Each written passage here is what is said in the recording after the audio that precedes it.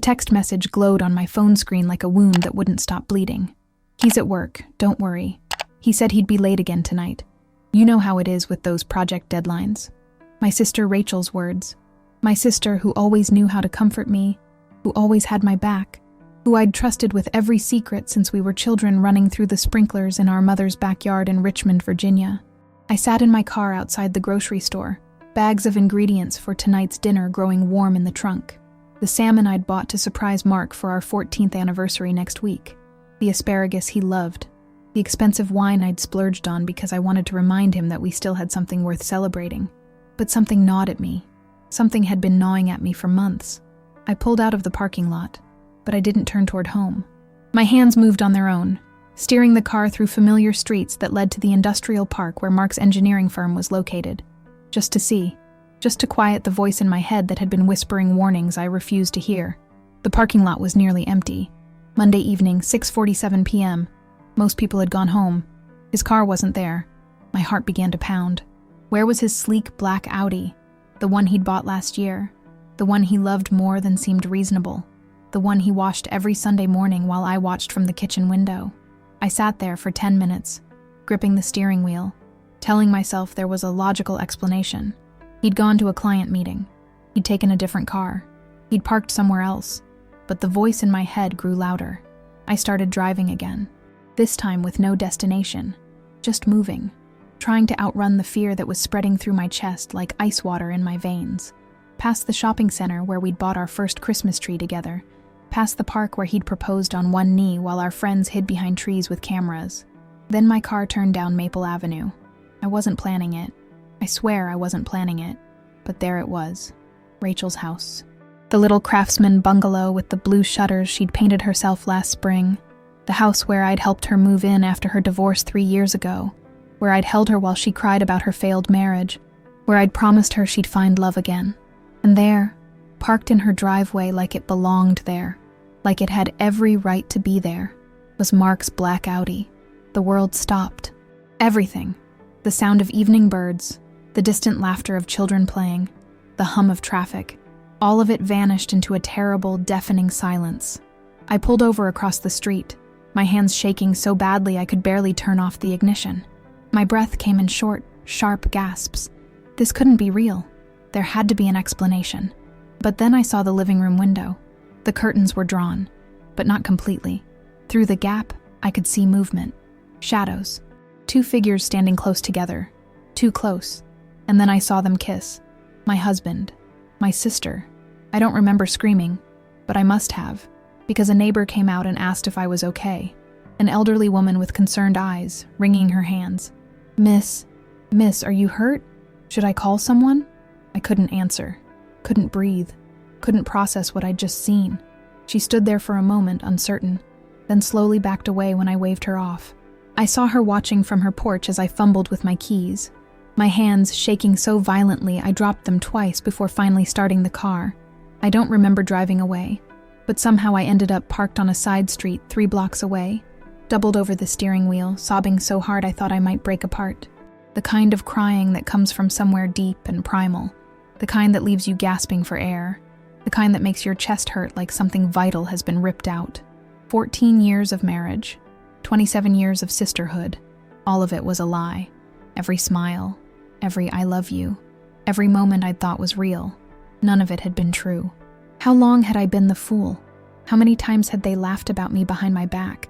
How many lies had I swallowed while they fed me poison disguised as love?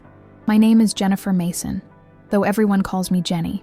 I'm 42 years old, and until 3 hours ago, I thought I knew who I was. I was the devoted wife, the dependable daughter, the loyal sister, the woman who held everything together while everyone else fell apart. I grew up in Richmond with Rachel, just 2 years apart. She was always the beautiful one, the charismatic one, the one who could walk into a room and make it light up. I was quieter, steadier, the one who cleaned up the messes and asked for nothing in return. When Rachel's marriage to Tom fell apart, I was there. When she lost her job at the marketing agency, I helped her with rent for 3 months.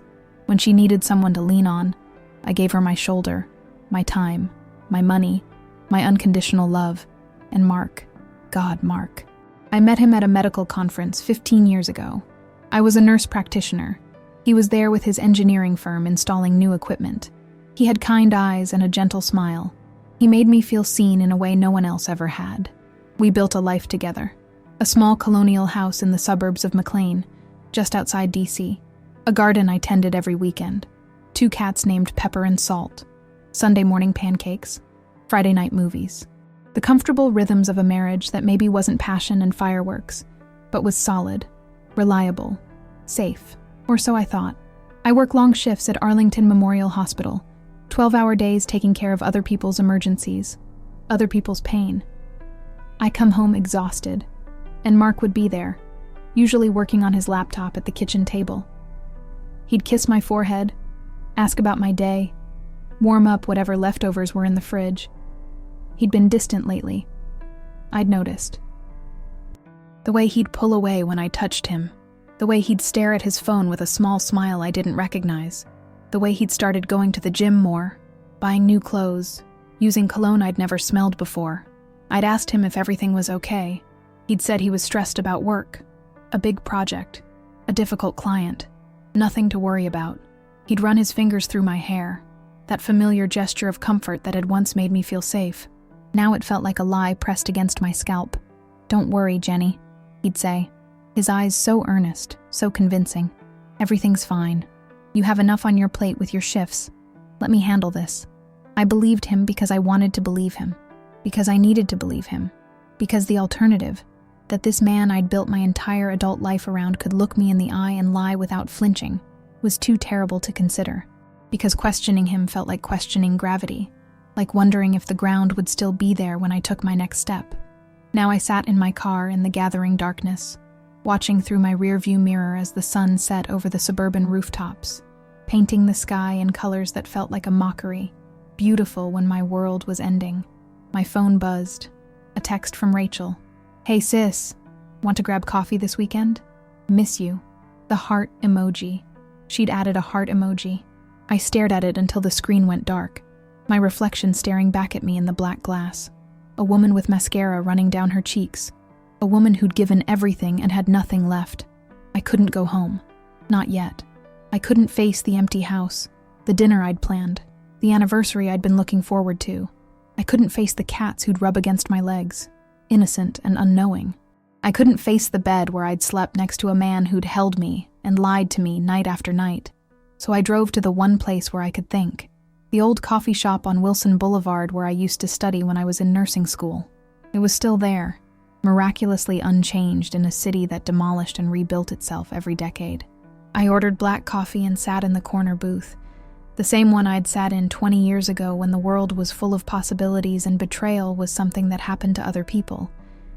And I tried to figure out how my life had become someone else's. I didn't sleep that night. I'd come home at midnight to find Mark already in bed, snoring softly, smelling like shower gel and innocence. I'd stood in the doorway of our bedroom for 5 full minutes, watching him sleep, trying to reconcile this man with the shadow I'd seen kissing my sister. I slept on the couch, or tried to. Mostly I stared at the ceiling, watching the headlights of passing cars sweep across the walls like searchlights looking for something lost. The next morning, I moved through my routine like a ghost. Shower, coffee, scrubs. The drive to the hospital passed in a blur. I worked my shift on autopilot, inserting IVs and checking vitals and comforting patients, all while feeling like I was watching myself from somewhere far away. At lunch, my phone rang. Rachel. I stared at her name on the screen, let it go to voicemail. She called again, and again. Finally, I answered. "Jenny, oh my God, I've been trying to reach you all morning." Her voice was bright, cheerful, completely normal. "Are you okay? You didn't text me back last night." "I'm fine," I heard myself say. "Just busy. Listen, I need a favor." A pause. "Mark mentioned you're planning something for your anniversary next week. I thought maybe we could throw you guys a surprise party. I could host it at my place. It would be perfect." My hand tightened around the phone. "A party," I repeated slowly. "Yes, just close friends. Nothing too crazy. I've already started planning. We could do it Saturday night. What do you think?" The audacity of it took my breath away. She wanted to throw us a party, at her house. where she'd been fucking my husband. "I'll think about it," I managed. "You don't sound excited." "Come on, Jen. 14 years is a big deal. You and Mark deserve to celebrate." The words tasted like poison. "I have to go. Patient emergency." "Oh, okay. Love you, sis. Call me later." I hung up and spent the next 10 minutes locked in the staff bathroom, bent over the sink, trying not to vomit. When I got home that evening, Mark was in the kitchen, cooking. He was making my favorite, chicken piccata with angel hair pasta. The kitchen smelled amazing.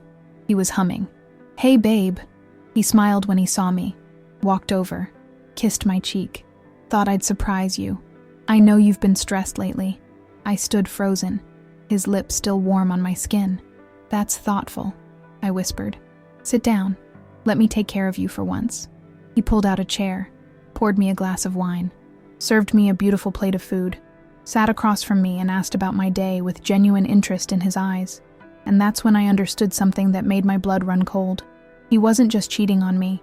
He was good at it, practiced, comfortable. This wasn't some momentary mistake, some drunken error in judgment. This was calculated, sustained. He could look me in the eye and lie without a flicker of guilt. "How long had it been going on?" "You seem distant," he said, reaching for my hand. "What's wrong?" I looked down at his hand covering mine, the hand that had touched her, the hand that wore the wedding ring I'd placed there 14 years ago, promising to love and cherish and honor. "Nothing," I said. "Just tired." He squeezed my hand. "You work too hard. You should take some time off." "Maybe I will." That night, after he fell asleep, I went through his phone. I knew his password. It was the date of our first kiss. He'd never changed it. The messages were there. Months of them. Hundreds of them. "Can't wait to see you tomorrow. She suspects nothing. I think about you constantly. Soon we won't have to hide anymore." And Rachel's responses. "I feel terrible about Jenny, but I can't help how I feel about you. When are you going to tell her?" I read until my eyes burned, until I'd memorized every word, every emoji, every casual cruelty. Then I put the phone back exactly where I'd found it, climbed back into bed next to my husband, and lay there in the darkness, feeling something inside me begin to change. Something cold, something hard, something that knew what it needed to do. I wasn't always this woman, the one who could lie next to betrayal and plan her next move with a clear head. There was a time when I was softer, more trusting, the kind of person who believed that goodness would be rewarded and loyalty reciprocated. I remember the day I met Mark. I was 27, working double shifts to pay off my nursing school loans, exhausted but hopeful. The hospital had just installed new monitoring equipment, and he was there with his team, explaining the systems to us. He made me laugh. In the middle of chaos and stress and the smell of antiseptic and grief, he made me laugh. He did a terrible impression of a Boston accent while demonstrating some feature, and I'd laughed so hard I'd snorted, which made him laugh, and suddenly the world felt a little less heavy. We went for coffee after his presentation, talked for 3 hours. He told me about growing up in Philadelphia, about his love of old movies and baseball and Sunday crossword puzzles. I told him about nursing school, about my dream of becoming a nurse practitioner, about my family. "You must be close to your sister," he'd said when I mentioned Rachel. "She's my best friend," I'd replied. "We tell each other everything." He'd smiled. "That's beautiful. I always wished I had siblings." On our third date, he'd met Rachel. I'd been nervous, wanting them to like each other. They'd gotten along immediately. She'd been charming, funny, asking him questions about his work, laughing at his jokes. Afterwards, she'd pulled me aside. "He's perfect for you, Jen. Don't let this one get away." I didn't. We were engaged within a year, married 6 months after that at a small ceremony in my parents' backyard in Richmond. Rachel was my maid of honor. She'd worn lavender and held my bouquet and cried during the vows. "I'm so happy for you," she'd whispered, hugging me before I walked down the aisle. "You deserve all of this." I'd believed her. For years we were a triangle.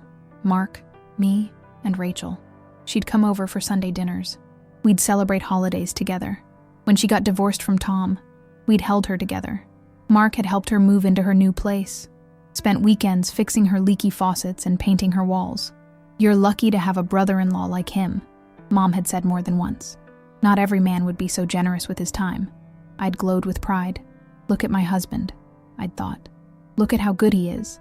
I'd given her money when she needed it, thousands of dollars over the years. Family helps family, I'd told Mark when he'd gently suggested maybe Rachel should learn to manage her finances better. She'd do the same for me. I'd covered her rent when she lost her job. I'd bought her groceries when she was between paychecks. I'd listened to her cry about her loneliness, her dating disasters, her fears that she'd never find love again. You will, I'd promised her. Someone wonderful is out there waiting for you. I'd sacrificed so much for both of them. The promotion I'd turned down because Mark's career was taking off and someone needed to handle the home front.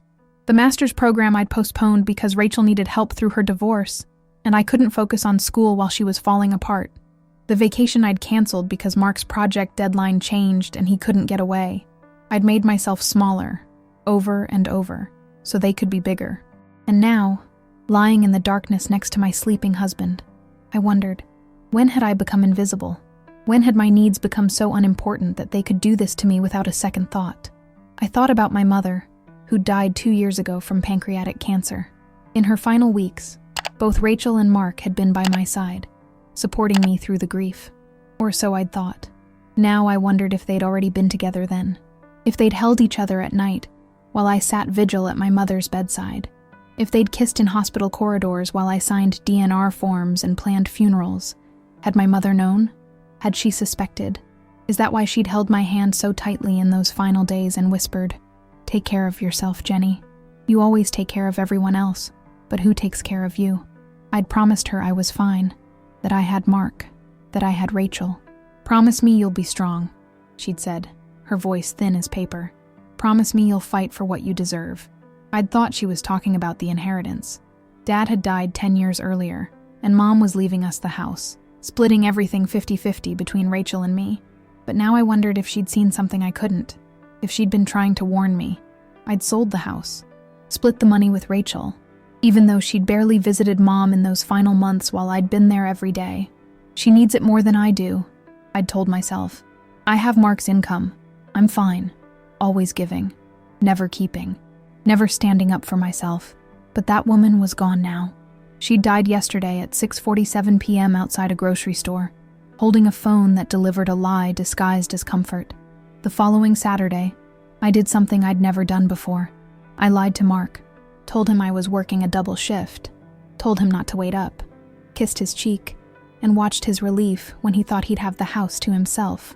Instead, I parked down the street from Rachel's house and waited. He arrived at 7:03 p.m. I watched him park in her driveway, climb out of his car, smooth his shirt. He was wearing the cologne I'd bought him for Christmas, the jeans that made him look younger. He walked to her door with the confidence of someone who belonged there. She opened the door before he could knock. She was wearing a red dress I'd never seen before. Her hair was styled. She pulled him inside and they kissed in the doorway, not caring that the neighbors might see. I sat in my car and watched the lights go on in her bedroom window. I watched for 3 hours. At 10:30 p.m., my phone rang. "Mark. Hey babe, just checking in.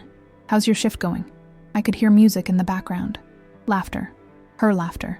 "Busy," I said. "Lots of emergencies. You sound tired. Don't work too hard, okay? I love you." The words were so casual, so practiced. He'd probably said them 100 times before while he was with her. "I love you too," I heard myself say. After he hung up, I sat there shaking. Not from sadness anymore, from rage. At 11 p.m., I walked up to her front door and knocked. The music stopped. Footsteps. The door opened a crack. Rachel's face went white. "Jenny, what are you—" I pushed past her into the house. Mark was standing in the living room, shirtless, holding a glass of wine. He froze when he saw me. The glass slipped from his hand and shattered on the hardwood floor, red wine spreading like blood. "Jenny," his voice was strangled. "What are you doing here?" I looked between them. My husband, my sister, both of them standing there like criminals caught mid-crime, which is exactly what they were. "I could ask you the same thing," I said. My voice was steady, too steady. "But I already know the answer." Rachel grabbed a throw blanket from the couch and wrapped it around herself. "Jenny, please, let us explain." "Explain?" I laughed. It sounded wrong. Broken. "Explain what? That you've been fucking my husband? In the house I helped you buy? With the money from Mom's inheritance? It's not like that. How long?" I looked at Mark. "How long have you been lying to me?" He couldn't meet my eyes. Jenny, I never meant for this to happen. How long? 2 years, Rachel whispered. The room tilted. 2 years. 2 years of dinners and holidays and Sunday mornings. 2 years of me thinking we were a family while they were laughing at me behind my back. Mom's funeral? I asked quietly. Rachel started crying.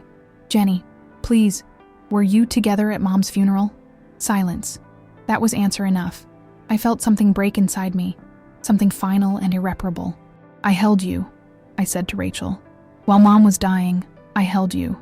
While you cried about your divorce, about how lonely you were, about how you'd never find love again. I gave you money. I gave you time. I gave you everything. Jenny, I'm sorry. And you? I turned to Mark. 14 years. 14 years I've loved you. 14 years I've put you first. I turned down promotions for you. I gave up my dreams for you. I've been there for you every single day. I know. His voice cracked. I know, and I'm so sorry. But Jenny, you have to understand. I fell in love with her. I didn't mean to, but I did. And I can't help how I feel. The words hit me like physical blows. You can't help how you feel, I repeated slowly. So everything we built means nothing? I mean nothing? That's not what I'm saying. What are you saying, Mark? Say it clearly. Let's stop lying. He looked at Rachel. She nodded. Some silent communication passed between them. I want a divorce, he said quietly. I'm in love with Rachel. I have been for a long time. And I think you deserve someone who can love you the way you need to be loved. The cruelty of it. The absolute cruelty of framing his betrayal as concern for me. You think I deserve better? I laughed again. How generous of you. How noble. Jenny, please. Rachel stepped forward. I never wanted to hurt you, but you have to understand. Mark and I, we have something special, something real, and I know it's terrible, and I know I'm a horrible person, but I love him. I really do. She wanted my understanding, my blessing, my permission to take everything from me. I looked at both of them. These people I'd loved more than anyone. These people who'd been my entire world. And I felt the last piece of my heart turn to ice. Get out, I said to Mark. This is Rachel's house. Get out of our house. Pack your things. Be gone by Monday. I don't care where you go. I don't care what you do. But if you're still there when I get home, I'll throw everything you own on the lawn and change the locks. Jenny, let's talk about this like adults. Adults? I screamed. Adults don't fuck their wife's sister. Adults don't lie for 2 years. Adults don't plan surprise anniversary parties for marriages they've already destroyed. Rachel flinched. You know about the party? Get away from me. I backed toward the door. Both of you, get away from me. Jenny, wait. Rachel reached for my arm. I jerked away from her touch like it burned. Don't you ever touch me again, I said. Don't call me. Don't text me. You don't have a sister anymore. I walked out, leaving them standing there in the wreckage of their betrayal, and I didn't look back. I drove to a hotel, checked in with cash, sat on the edge of the bed in the dark, and felt the weight of everything that had just happened. But I didn't cry. Something strange was happening inside me. The grief was still there? Yes. The pain was still there. But underneath it, something else was rising. Something clear and cold and focused. I'd spent my entire life being the good girl, the peacemaker, the one who smoothed things over and made everyone else comfortable. The one who sacrificed and compromised and bent herself into smaller and smaller shapes so others could take up more space. And where had it gotten me? Betrayed, humiliated, discarded. No more. I pulled out my laptop and started making a list. First, the house. We'd bought it together, but I'd made the down payment with my savings. My name was on the deed first. I'd been paying the mortgage while Mark's big project drained his accounts. Second, finances. We had a joint account, but I had my own savings account he didn't know about. Money I'd been setting aside for the master's program I'd never started. Not much, but enough. Third, evidence. I had the photos I'd taken tonight on my phone, timestamps, location data. I had the text messages I'd photographed from his phone. Fourth, witnesses. His co-workers who'd probably seen him leave early all those times he'd said he was working late. Her neighbors who'd seen his car in her driveway. The paper trail of lies. I wasn't just angry anymore. I was calculating. At 3 a.m., I called our family lawyer. Left a voicemail. Sam, it's Jenny Mason. I need to file for divorce. Call me as soon as possible. And Sam? I need a shark, not a mediator. Then I called my supervisor at the hospital. Lisa, I need to take some personal time. Family emergency. Yes, I'm okay. I'll be back in 2 weeks. Then I opened my laptop and started researching. Virginia was an equitable distribution state, not community property. That meant divorce assets would be divided fairly, not necessarily 50-50. The court would consider things like financial contributions to the marriage, direct contributions to the other spouse's career, care of children and the family home, and, most importantly, marital misconduct. Adultery was still grounds for fault-based divorce in Virginia, and fault mattered. It could affect alimony, property division, everything. I had evidence. I had documentation. I had grounds. The sun rose while I sat there planning, making phone calls, sending emails, moving money from joint accounts into my personal account. Exactly half, nothing more, all documented. At 8 a.m., Sam called back. Jenny, what's going on? I told him. All of it. He was quiet for a long moment. Do you have documentation of the affair? Photos, text messages, witnesses. Good. Here's what we're going to do. By noon, I had a plan. A real plan. Not just angry thoughts, but concrete steps. I went home at 2 p.m. when I knew Mark would be at the office. Real office this time, not Rachel's bedroom. The house felt different, smaller, like it belonged to strangers. I packed his things, all of them. Every shirt, every shoe, every toiletry. Put them in garbage bags and left them in the garage. Changed the locks, updated the security system, removed him as an emergency contact from everything. Then I went through our shared spaces and removed everything that was his. Photos of us together, packed away. His books, boxed up. His favorite coffee mug, wrapped carefully because I wasn't petty. Just done. The house became mine again. Just mine. At 5 p.m., I sent him a text. Your belongings are in the garage. The locks have been changed. Do not come inside. Do not contact me except through my lawyer. You'll be receiving papers this week. He called immediately. I sent it to voicemail. He called again. Again. 20 times. Finally, I answered. Jenny, please, we need to talk about this.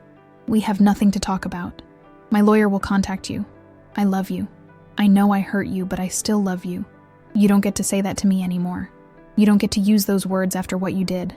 This is crazy. You can't just throw away 14 years. I didn't throw them away, Mark. You did. When you decided my sister was worth more than our marriage. Jenny, please. I hung up. Blocked his number. Rachel tried too. Texts, calls, voicemails full of apologies and excuses and justifications. I never meant for this to happen. I tried to fight my feelings. You'll understand someday. I just want my sister back. I blocked her too. Then I sat in the kitchen, my kitchen, and ate leftover takeout, and felt something I hadn't felt in years. Peace. Not happiness. Not yet. But peace. The kind that comes when you stop fighting who you really are and start fighting for what you deserve. I was done being walked over. Done being the understanding one. Done being the woman who made herself small so others could feel big. Done sacrificing my dreams, my time, my very self for people who saw me as nothing more than a convenience. If they wanted a villain, I'd give them one. If they wanted someone who'd roll over and make their betrayal easy, make their transition from lies to truth painless, they'd chosen the wrong woman. They'd underestimated me for the last time. I wasn't the old Jenny anymore. The one who'd believed love and loyalty were enough. The one who'd trusted blindly and hoped foolishly and made excuses for other people's cruelty. That Jenny died on a street corner at 6:47 p.m. with a grocery bag full of salmon and shattered dreams. This Jenny was going to show them exactly what they'd thrown away, and she was going to make sure they regretted it for the rest of their lives. The divorce papers were served to Mark at his office on Monday morning. I know because his secretary called Sam's office, frantic, saying Mark had torn them up and was threatening to contest everything. Let him contest. I'd told Sam calmly. We have evidence. We have grounds. We'll win. But Mark's reaction revealed something interesting. He was afraid. Good. He should be. What he didn't know, what neither of them knew, was that I'd spent the last 3 days digging. Really digging. I'd called in a favor from my friend Monica, who worked in the HR department at Mark's firm. Asked her to quietly check his employment records. Jenny, I could get fired for this, she'd said. Monica, please. I just need to know if there's anything unusual. She'd called me back an hour later, her voice tight. You need to see this in person. We met at a coffee shop. She slid an envelope across the table. These are copies, and if anyone asks, you didn't get them from me. Inside were Mark's expense reports from the last 2 years. Business trips that seemed excessive. Hotel stays in Richmond, the city where Rachel lived before she moved to McLean. Restaurant charges for 2. Conference registrations for events that didn't exist when I searched online. He's been embezzling, Monica whispered. Not a lot, maybe 15,000 total, but enough that if his boss found out, he'd be fired, I finished. Maybe prosecuted. She nodded. Jenny, I'm so sorry. I had no idea he was... No one did. He's very good at hiding things.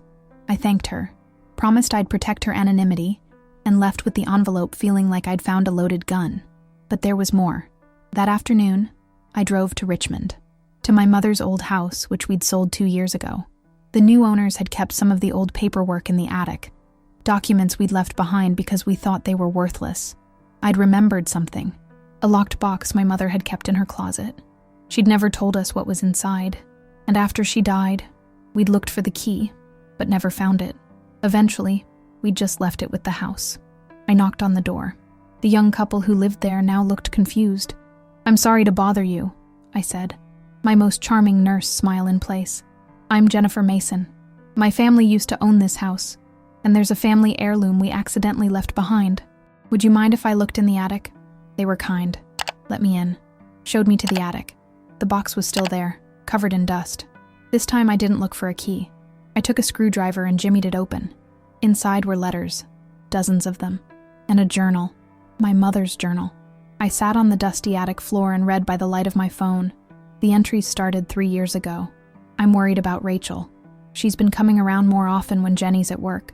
She asks about Mark. Too many questions. The way she looks at him. I saw them today, in the backyard, standing too close. Rachel touched his arm and he didn't move away. I'm probably imagining things. Rachel would never... I'm not imagining things. I saw them kiss. In my kitchen. In my house. While Jenny was at the hospital saving lives, her sister was kissing her husband. I confronted Rachel. She cried, begged me not to tell Jenny, said it was a mistake, that it would never happen again. I told her if she ever touched him again, I'd tell Jenny everything. She promised. I don't know if I believe her. Mark came to see me today, without Jenny. He said he loves Rachel. He asked me for advice. Me. Can you imagine? He wanted me to tell him what to do. I told him if he didn't end it, I'd tell Jenny myself. He begged me not to. Said it would destroy her. Said he needed time to figure things out. I gave him 30 days. I'm dying. The cancer is everywhere. The doctors say I have months, maybe weeks. I'm not going to tell Jenny about Mark and Rachel. What good would it do? She'll need them after I'm gone. She'll need family. I'm being a coward. I know I am, but I can't bear to break her heart when I'm leaving her too. Mark visited me in the hospital, brought flowers, sat with me, held my hand while Jenny was in the cafeteria. He said, I'm sorry, Helen. I'm so sorry. I think he meant it, but sorry doesn't undo what he's done. I told him, take care of my daughter. If you can't love her, at least don't destroy her. He cried. He actually cried. I don't forgive him, but I'm too tired to fight anymore. The final entry was dated 3 days before she died. I'm leaving everything to Jenny and Rachel equally, even though Rachel doesn't deserve it. But I've also left something for Jenny that Rachel doesn't know about, a safety deposit box. The key is in this journal. Inside is money, $50,000 I saved over the years. Money from my inheritance from my parents that I never told anyone about. It's for Jenny, for when she needs it most. I have a feeling she's going to need it someday. The box number is 847 at First National Bank in Richmond. The key is taped to the inside back cover of this journal. My darling Jenny, if you're reading this, I'm gone, and I'm sorry I wasn't strong enough to tell you the truth. But you're strong. Stronger than you know. Don't let anyone make you small. Fight for what you deserve. I love you. Always. Mom. My hands were shaking so hard I almost dropped the journal. I found the key exactly where she'd said it would be. $50,000. Money Mark and Rachel knew nothing about. And now I had something else. Proof that they'd been lying even before my mother died. Proof that my mother had known. proof that Mark had admitted it. I drove back to McLean with the journal on the passenger seat and a plan forming in my mind. Mark wanted to contest the divorce? Fine. Let him contest. Let him bring his expensive lawyer and his righteous indignation. Because I had evidence he'd embezzled from his company. I had evidence of an affair that started before my mother died. I had a journal that could destroy both of them in court. And I had $50,000 that would fund the best divorce lawyer in Virginia. They'd thought I was weak. They'd thought I'd crumble. They'd thought I'd forgive them eventually. Because that's what the old Jenny always did. But the old Jenny was dead.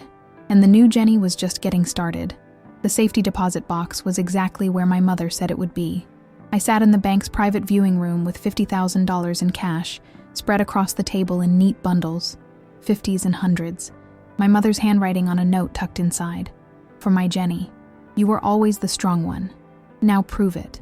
I cried for the first time since that night at Rachel's house. Not from sadness, from something else, from feeling seen, from knowing that even when my mother couldn't tell me the truth, she'd still protected me. I deposited the money into a new account, an account only in my name. Then I did something I'd been planning for days. I made a call. Mitchell and Associates, Virginia's premier divorce attorneys. I need to speak with David Mitchell, please.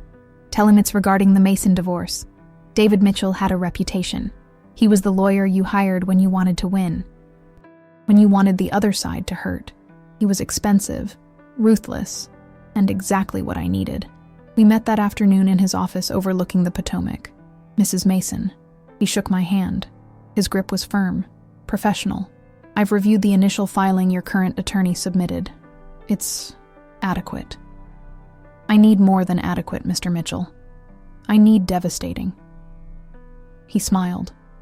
It wasn't a nice smile. Tell me everything. I laid it all out. The affair, the timeline, the evidence, the text messages, the photos, the witnesses, Monica's information about the embezzlement, my mother's journal. He took notes, asked sharp questions. When I finished, he leaned back in his chair. Mrs. Mason, you have one of the strongest cases I've seen in 20 years. Your husband is an idiot. Can you win?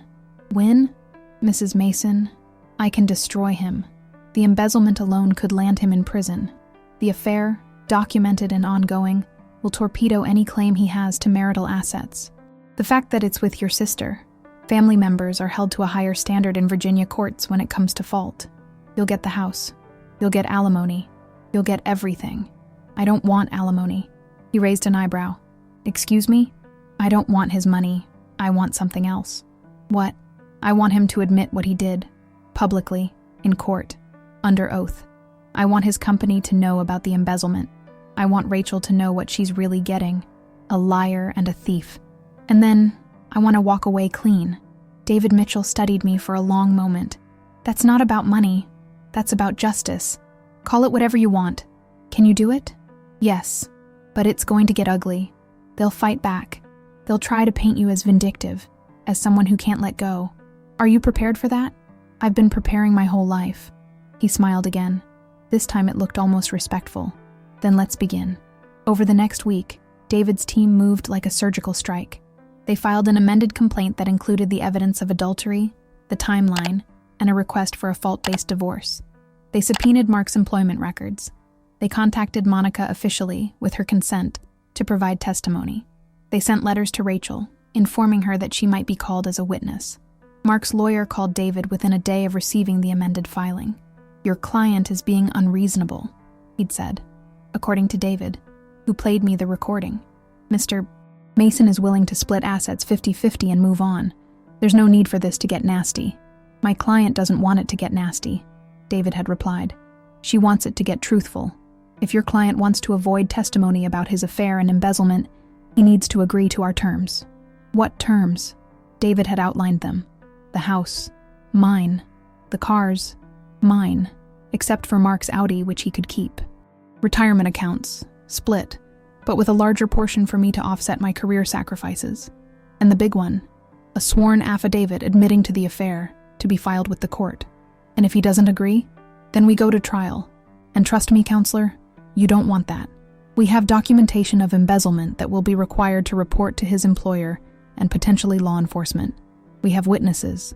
We have timeline evidence that will make your client look like a predator who targeted his wife's emotionally vulnerable sister. You'll lose, and it will be spectacular." The lawyer had hung up, but David wasn't done. He contacted Mark's employer directly, not to report anything, yet, but to inquire about their ethics policy regarding misuse of company funds. The message was clear. We know, and we're willing to use it. He contacted Rachel's landlord, informed him that the property might be involved in court proceedings, and that any lease violations should be documented. He contacted our neighbors, asked if they'd be willing to testify about the vehicles they'd seen in Rachel's driveway.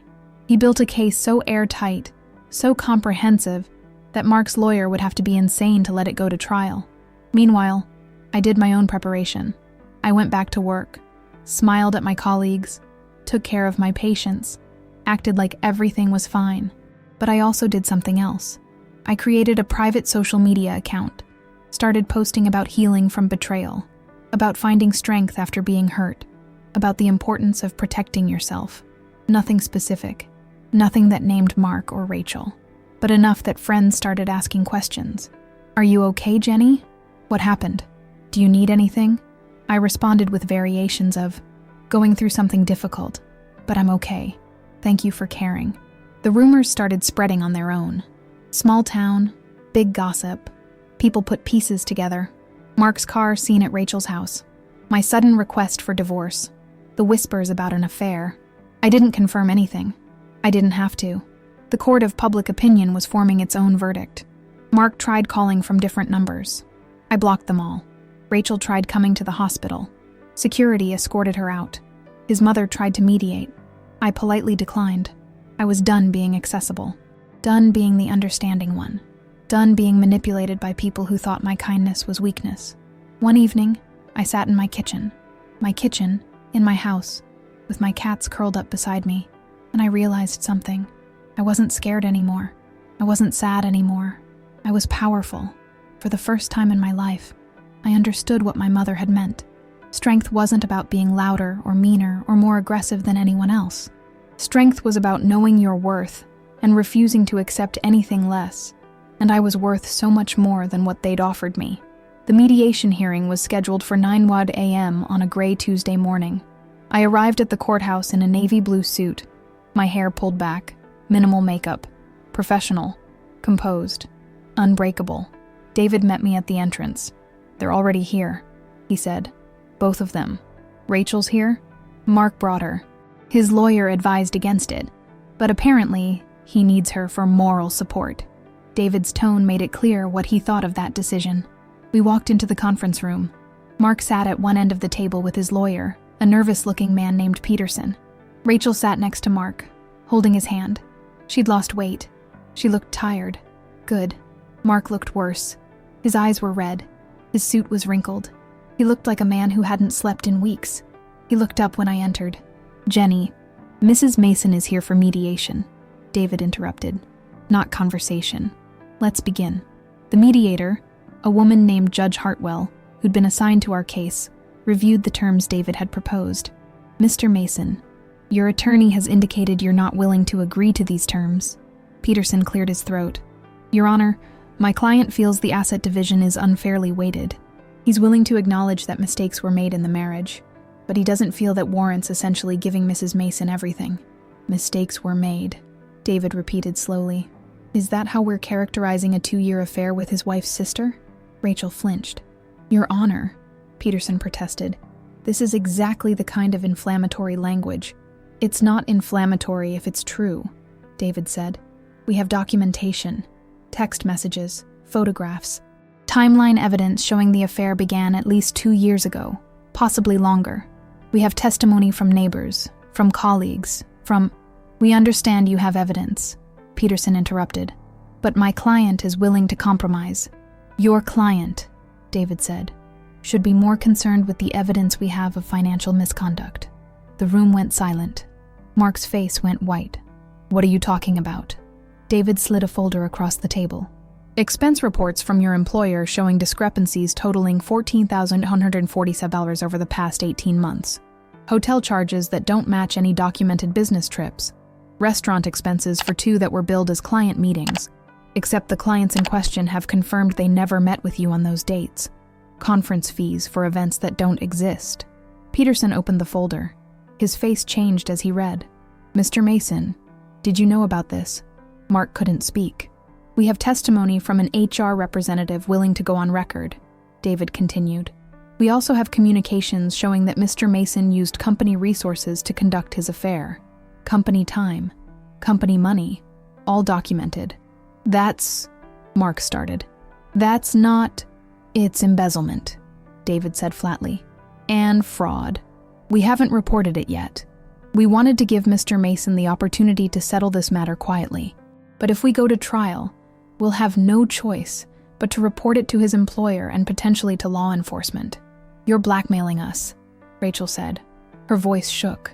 We're presenting facts, David replied. What you do with those facts is up to you. Peterson was flipping through the documents, his face getting more concerned with each page. Your Honor, I need to consult with my client privately. You have 15 minutes, Judge Hartwell said. They left the room. Rachel tried to follow, but the judge stopped her.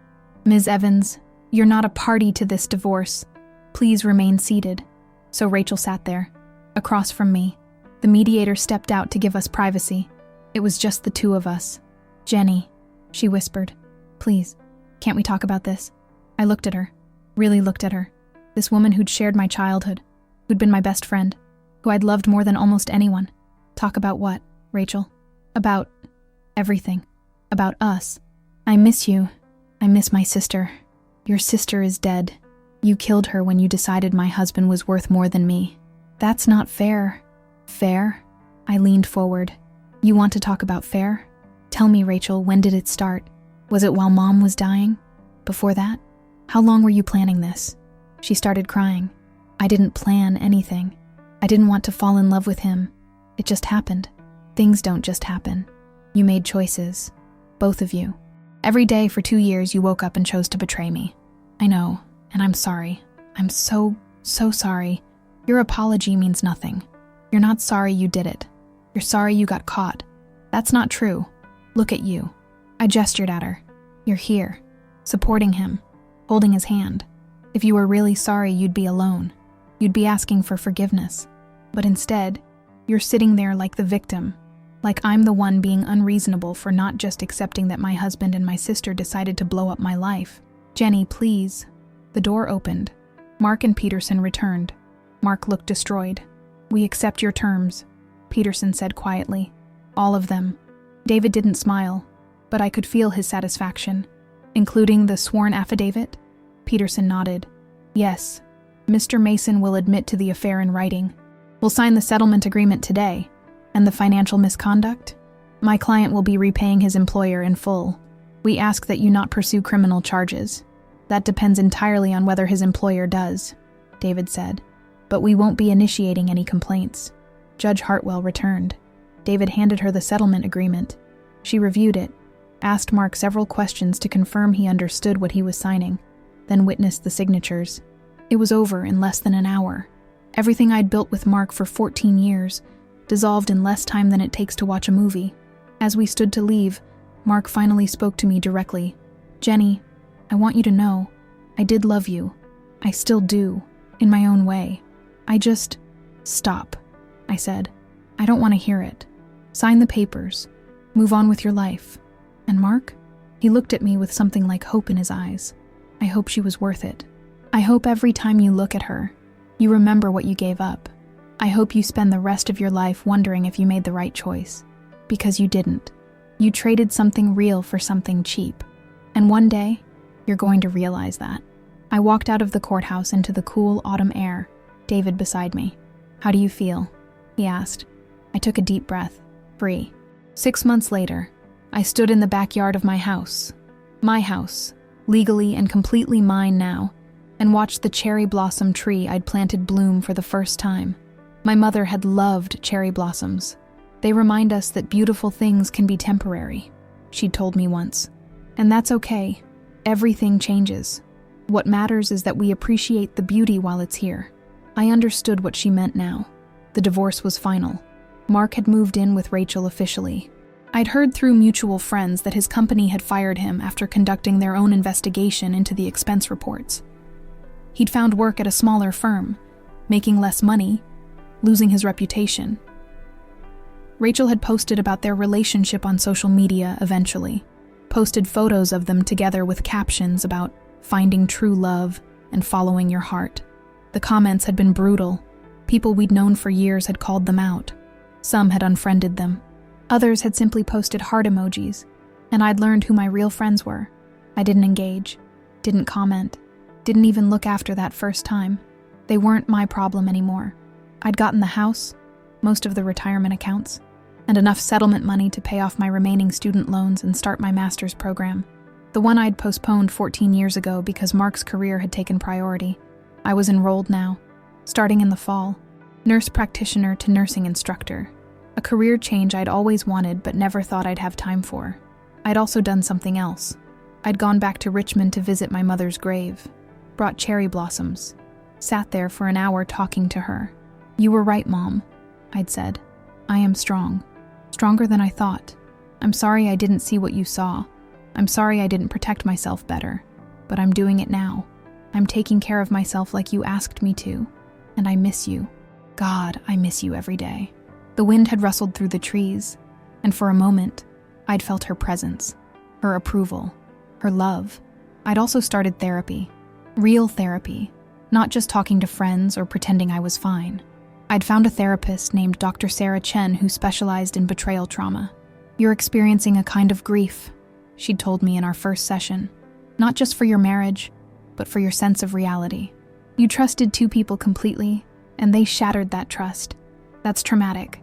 I keep thinking I should have known," I'd admitted. "There must have been signs. How could I have been so blind?" "You weren't blind, Jenny. You were trusting. Those are different things. Trust is a gift. They're the ones who abused it, not you." Slowly, painfully, I'd started to believe her. I'd also reconnected with old friends. People I'd lost touch with during my marriage because Mark hadn't liked them, or because I'd been too busy taking care of everyone else to take care of those relationships. Monica from work had become a close friend. She'd taken me out for drinks, let me cry, listened without judgment. "You're going to be okay," she'd told me. "Better than okay. You're going to be amazing." I'd started dating. Nothing serious. Just coffee dates and dinners and learning what it felt like to be pursued by someone who actually wanted to pursue me, to be chosen deliberately, not settled for. Some of the dates were awkward. Some were fun. None of them were Mark, and that was exactly the point. I'd also changed my relationship with work, set boundaries, stopped volunteering for every extra shift, started saying no when I meant no, stopped trying to be everything to everyone. My supervisor had noticed. "You seem different," she'd said, "more confident." "I'm learning my worth," I'd replied, and I was. I'd learned that I didn't need to be small to make others comfortable, that asking for what I deserved wasn't selfish, that walking away from people who hurt me wasn't cruel. It was self-preservation.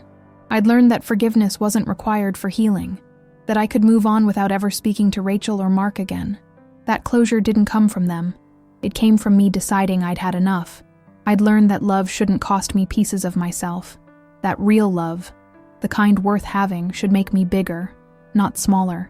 The house felt different now, lighter. I'd redecorated, painted the walls colors I liked, bought new furniture, made it a space that was mine, not ours. The cats had adjusted. They seemed happier too, like they could sense the tension was gone. I'd even started writing. Journal entries at first, just processing everything I'd been through. Then something more. A blog about healing from betrayal, about finding yourself after losing everything, about building a life that's authentically yours. It had gained followers, hundreds of them, people who'd been through similar things, people who needed to know they weren't alone. "Your story gave me courage," one woman had written. "I'm filing for divorce next week because of you. Thank you for being so honest." That had made me cry. Good tears for once. Standing in my garden now, watching the cherry blossoms drift in the breeze, I thought about who I'd been 6 months ago. The woman who'd sat outside a grocery store with her world ending. The woman who'd believed she was nothing without Mark and Rachel. That woman had been wrong. I wasn't nothing. I was everything. I was strong and smart and capable. I was enough all by myself. And yeah, I was still healing. Still some days when I woke up angry or sad or both. Still moments when I saw something that reminded me of them and felt that old pain. But those moments were getting fewer, farther between, less intense. I was building a new life, a better one where I came first, where I protected myself, where I surrounded myself with people who actually valued me. My phone buzzed. A text from Monica. Still on for dinner tonight? I have someone I want you to meet. Friend from college. Divorced, no kids, loves mystery novels and hiking. Totally your type. I smiled. Maybe I'd go. Maybe I wouldn't. But the fact that I had options, that I had friends who cared about my happiness, that I had a future that was wide open and full of possibility, that meant everything. I texted back, yes, and thanks, Mon, for everything. That's what friends are for. See you at 7. I put my phone away and went back to looking at the cherry blossoms. They'd be gone in a week or two. That was the nature of beautiful things. But right now, in this moment, they were here. And I was here. And I was finally, truly okay.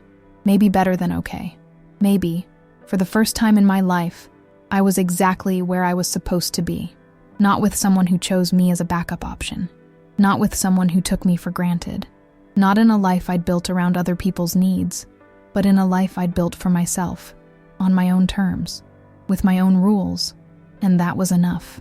More than enough. It was everything.